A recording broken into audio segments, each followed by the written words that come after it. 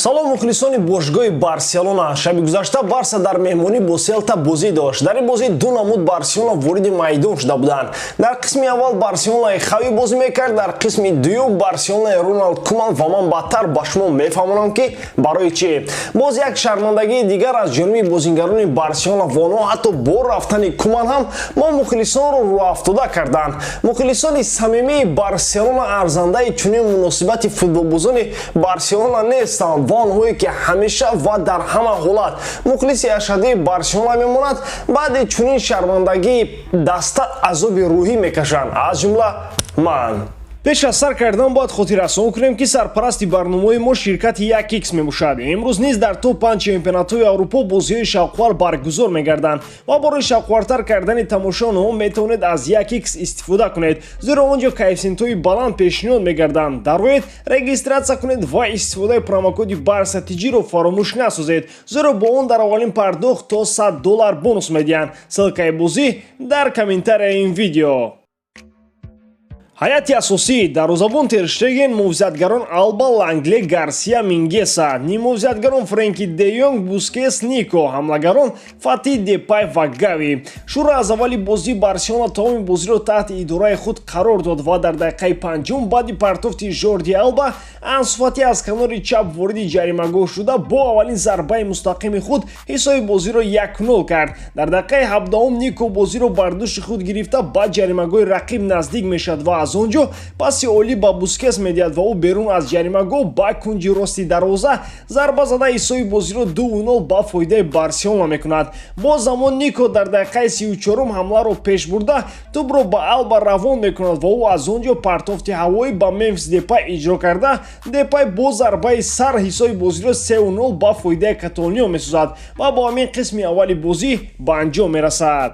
баъди қисми аввали бозӣ худ ба худ фикр кардам ки дар ҳақиқат баъди рафтани Куман Барселона ба худ омад. Нико ва Гави аждаҳорони ин бозӣ буданд. томи хати ниммувзаи Селтаро нафаскашӣ намонданд. дастаи Селта яке аз мушкилтарин дастаҳо барои Барселона дар Ла Лига маҳсуб мешуд ки доимо барои Барса мушкилиҳо пеш меовард ва чунин дастаро аллакай дар қисми аввал тору мор кард. ҳайрон шудам ки чӣ гуна Тер Штегени мо ҳоло ягон гол сар наҳодааст ва дар видеои гузашта танқид мекардам ки партофтои Алба бенатиҷаанд ва шояд ӯ видеои барсатиҷиро тамошо карда бар қасди ман коре кард ки маҳз баъди партофтои ҳавои ӯ Депай бо сар гол занад ва бо ҳамин исбот кунад ки Муҳаммад Гаиров ҳақ нест. Бускес низ танқидҳои маро бекор кард ки зарбои ӯро берун аз ҷаримагоҳ масхара мекардем.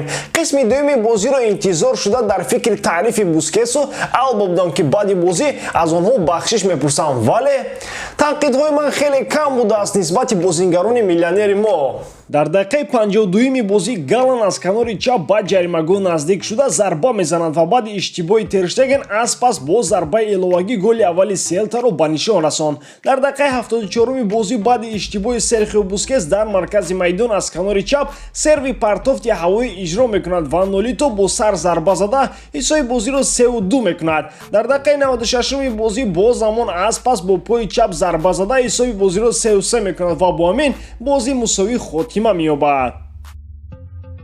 акнун маълум гардид ки дар бозии ду намуд Барселона иштирок кард. дар қисми аввали бозӣ Барсаи Хави ва дар қисми дуюм Барсаи Куман.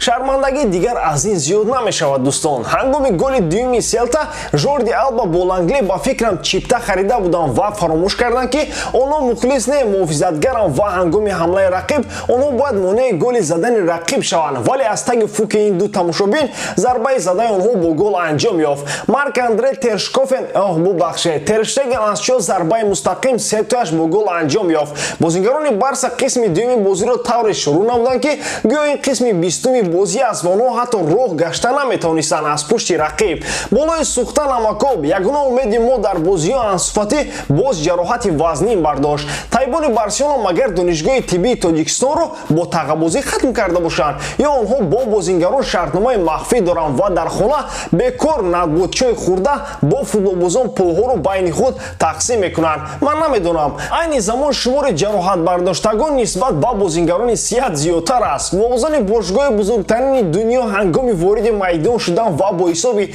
3-0 бозиро ба нафи худ кардан дидаву дониста ки ин маҳз ҳамон дастае аст ки то дақиқаи охири бозӣ мубориза мебарад бепарво ва тавре ворид мешаванд ки гӯё баъди 45 дақиқа онҳо қаҳрамони ҷаҳон мешаванд. ба чунин футболбозон шатаву лағат намерасад. ба зами ин дар ла лига айни замон дастае вуҷуд надорад ки Барселона кафолат диҳад ки ӯро ҳатман мағлуб месозад, вале онҳо баъди 3 гол тамоман парво надоранд ки охири бозӣ чӣ гуна ба анҷом мерасад.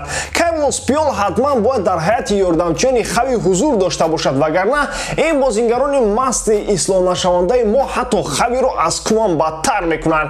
фақат шатаҳову лағатҳои Карлос Пиол муносибати касбии онҳоро ба тартиб медорад. варианти дигар барои аз ин шармандагиҳо халосӣ ёфтан надорем. шумо чӣ мегӯяд дӯстон? ҳатман фикрҳои худро дар комментария нависед. ба ман шавқовар аст фаҳмидан ки дигар мухлисони Барселона дар ин бора чӣ фикру ақида доранд. аммо дар ҳама ҳолат Барселонаро дӯст доред ва канали барсатиҷиро дастгирӣ кунед. дастгирии шумо пешравии мо. бо шумо буд мисли ҳар вақта Муҳаммад Гаиров. хайр дӯстон, дар паноҳи Аллоҳ.